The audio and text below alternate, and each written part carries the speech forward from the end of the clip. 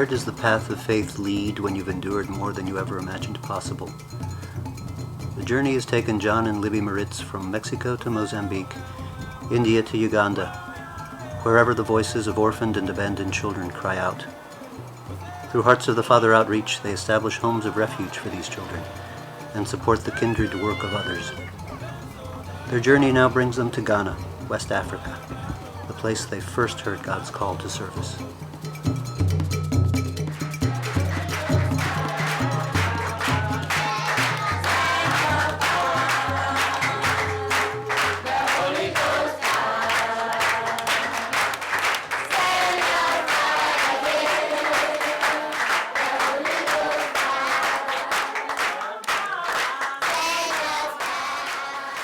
At that moment, we knew that the purpose of our lives was to go into the world, into the nations, to love and help children that had no mommies and no daddies.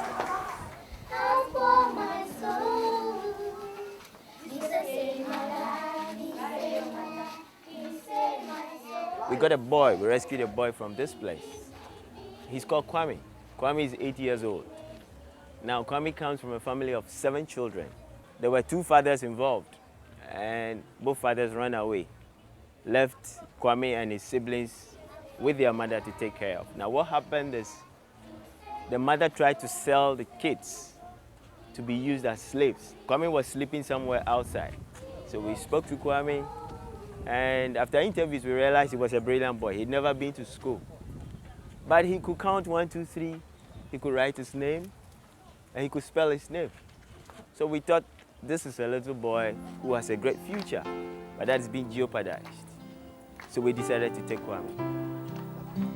We were parents, our children were growing.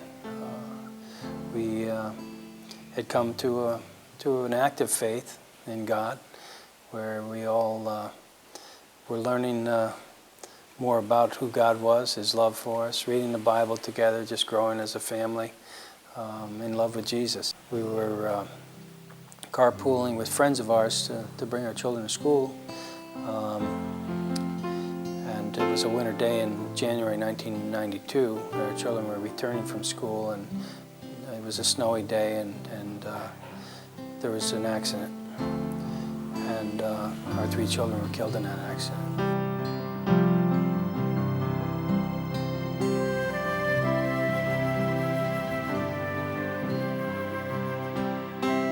Kwame had 2 other siblings who were going to be taken out with them. So we took those 2 other siblings. One is 2, the other is 3. So Kwame has 2 of his siblings living in a family of 10 now. So we have a family of 10, including Kwame and his 2 siblings living in the home. And I think they're doing perfectly well. It's like one big family for them.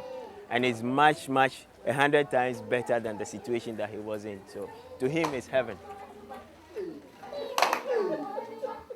How do you just go forth and you know, and try and live and when your hearts are broken? But what we found out is you know, there is a power that's greater, that living inside of us was the love of God, and that love needed to come out. And so as we went to share love with children, even though in the first year, you know, we went and it was Christmas time and gave gifts to children and shared the love of Jesus with them, it was bittersweet. But when we were giving out love and hope to children and encouragement to children, then we sensed that love also coming back to us as they shared their love with us. So it was just a process of grieving, of faith, of you know, searching for answers, but God provided, you know, enough answers for us to continue on.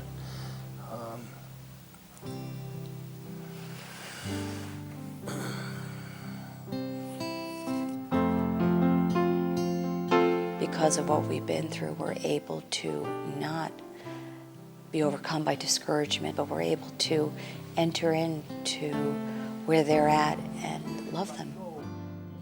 Let me say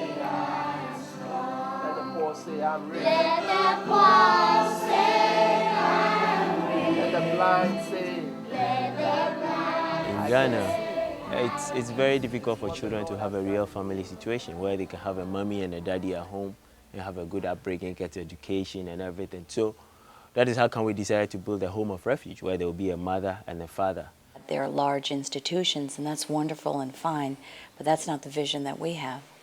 We desire to see the parents and the children restored in smaller families, 12 to 15 children. Our dear mothers and fathers who have thought about us and have come here to We see where the children have a smaller, intimate family, they're able to heal and they're able to establish a relationship with a house mom and house dad. As we share and we help one by one, we can make a difference in the life of a child. And that's what it's all about. Jesus came and he would have died for one person. That's how much he loves us and how much the Father loves this world.